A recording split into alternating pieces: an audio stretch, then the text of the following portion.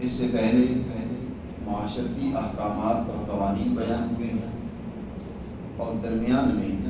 اللہ سبحانہ و تعالیٰ نے اپنی اس ہدایت اور نور کو جو اس کائنات میں پھیلی ہوئی ہے، اور اس کا ایک حصہ اللہ نے نو انسانیت کی رہنمائی اور ہدایت کے لیے اتارا ہے، اس کا تذکرہ ہے۔ اور یہاں سے اللہ نے اب اس جماعت کا تذکرہ شروع کیا ہے جو بظاہر تو کلمہ پڑھتی ہے، بظاہر تو وہ اپنے اسلام کا، ایمان کا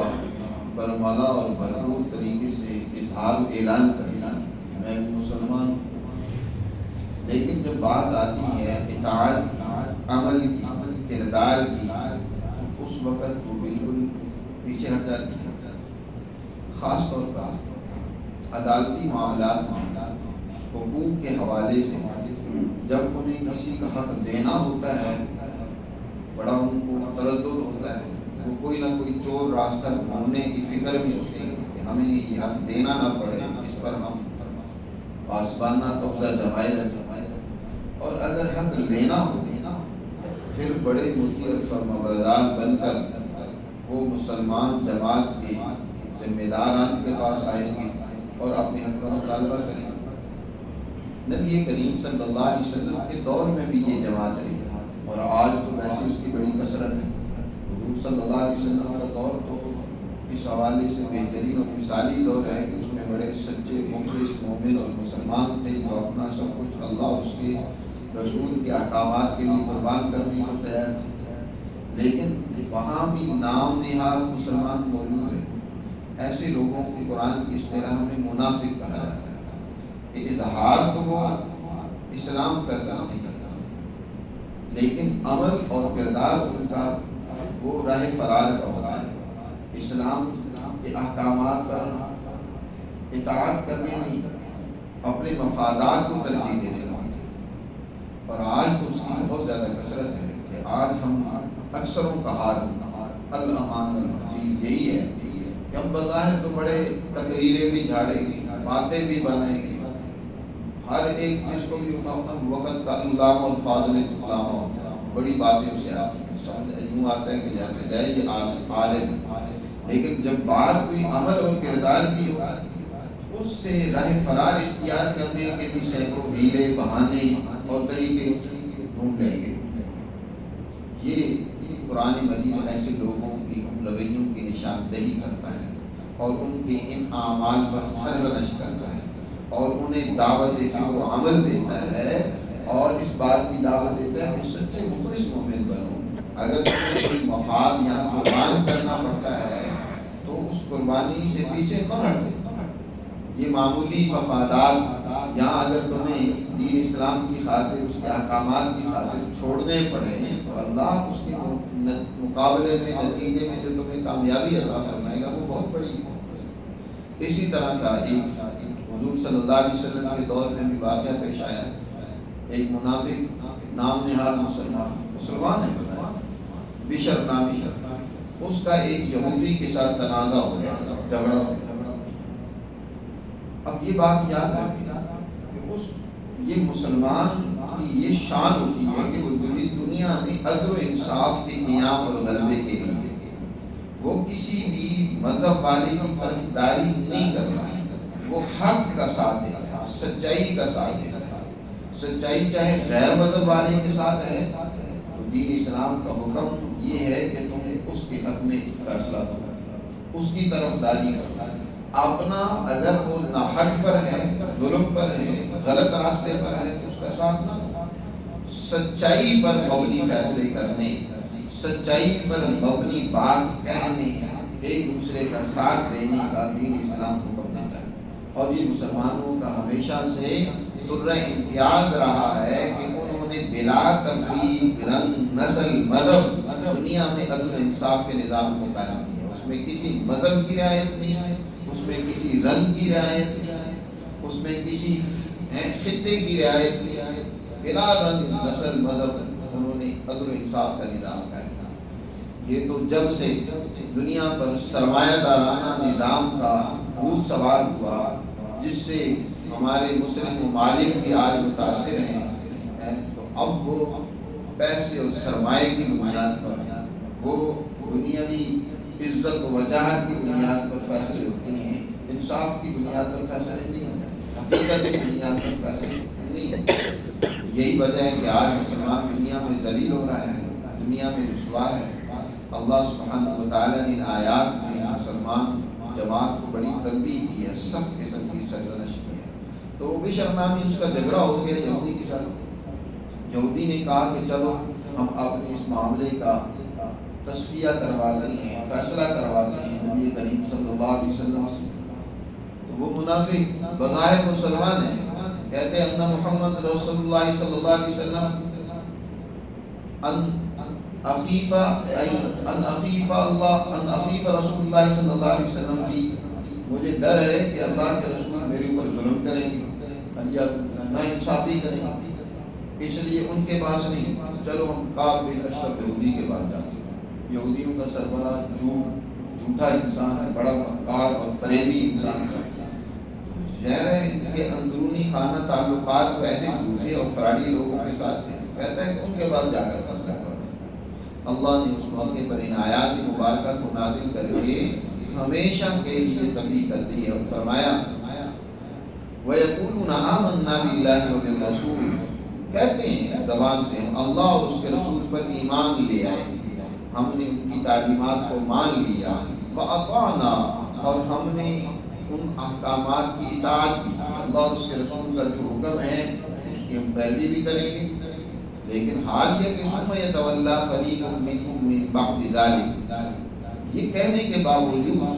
انہی میں سے ایک فریق اور ایک فرقہ اور جماعت ایسی ہے کہ وہ اللہ اور اس کے رسول کے احکامات سے منہ موڑ دیتی ہے۔ جب عمل کی بات آتی ہے، جب اطاعت کی بات آتی ہے، جب کچھ قربانی دینے کی بات آتی ہے تو منہ موڑ دیتی ہے۔ ثم یتولی فریق منہم من بعد ذلک وما اولئک بالمؤمنین، اللہ ارشاد فرماتے ہیں یہ ایمان لائے ہی نہیں، انہوں نے محض ایمان کا دکھلاوا کیا، دعویٰ کیا، لیکن جھوٹے۔ دوسری جگہ پہ سورہ منافقون میں اللہ تعالیٰ نے ارشاد فرمایا اذا جاءک المنافقون قالوا نشهد انک لرسول اللہ، یہ منافق جب آپ کے پاس آئے نا تو یہ کہتے ہیں کہ انک لرسول اللہ، بڑی تاکیدوں کے ساتھ، بڑے ہی بیان کو مضبوط کر کے کہتے ہیں بے شک ہم اس بات کی گواہی دیتے ہیں کہ آپ اللہ کے رسول ہیں، واللہ یشہد انہم،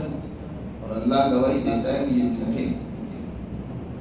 یعنی ان کے دل میں آپ کی رسالت کا یقین نہیں ہے،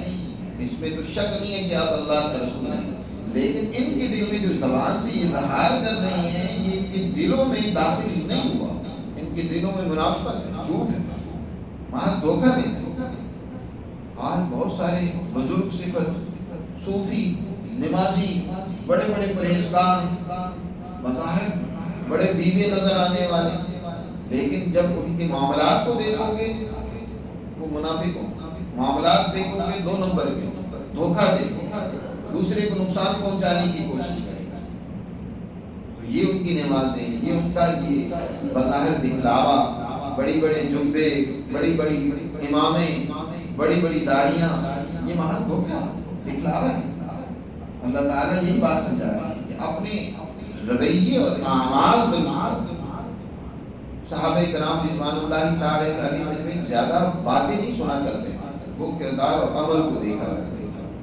جی عمر فاروق رضی اللہ تعالی عنہ نے ایک فیصلہ کرنا تھا کچھ لوگوں کے درمیان، تو گواہیاں طلب کی گئی، تو ایک آدمی اس کے بارے میں، ایک صاحب نے گواہی دی کہ بڑا نمازی ہے، مسجد میں اس کو اکثر دیکھتا ہوں، بڑا دیندار ہے، یہ بات ٹھیک کہہ رہا ہے۔ فرمایا اس کے علاوہ کچھ اور؟ انہوں نے کہا نہیں اس کے علاوہ تو کہا کوئی اس کے ساتھ تم نے معاملہ کیا ہے، لین دین کیا ہے، کوئی سفر کیا ہے، پڑوسی ہو، کچھ اور اس کا دیکھا ہو؟ تم نے کہا نہیں ایسی بات کہ میں مسجد میں اس کو روزانہ ملتا ہوں۔ فرمایا یہ اس کے اچھا ہونے کی کوئی نشانی نہیں ہے، جب تک اس کے رویے نہیں تمہارے سامنے آئیں گے۔ رویے کا پتہ چلتا ہے معاملات سے، جب تم ان کے ساتھ معاملہ کرو پھر پتہ چلتا ہے کہ یہ کتنے درست اور سچے انسان، اور اگر جب معاملات ہو پھر جھگڑالو بن جائے، پھر معاملات کو خراب کرنے کی کوشش کریں، یہ تو دھوکے باز لوگ ہوتے ہیں، یہ مسلمان نہیں ہیں، ان کے دلوں میں ایمان نہیں داخل ہوا۔ فرمایا وما اولئک بالمؤمنین، وَإِذَا دُعُوا إِلَى اللَّهِ وَرَسُولِهِ لِيَحْكُمَ بَيْنَهُمْ، جب انہیں اللہ اور اس کے رسول کی طرف بلایا جائے تاکہ ان کے درمیان میں وہ فیصلہ کریں، تو اذا فریق منہم معرضون، تو اسی وقت ایک جماعت ان میں سے منہ پھیر لیتی ہے۔ جب انہیں دعوت دی جائے کہ اللہ اور اس کے رسول کے فیصلے کو قبول کرو، ان میں سے جو مفاد پرست ہوتا ہے، جس کو یہ خطرہ ہوتا ہے کہ یقیناً اللہ کے رسول نے تو صحیح اور درست فیصلہ دینا ہے، تو میرا حق تو گیا، میں کیونکہ جھوٹا انسان ہوں، میں دو نمبری سے اپنے حق میں فیصلہ کروانا چاہتا ہوں، وہاں تو یہ میری دال گلے گی نہیں،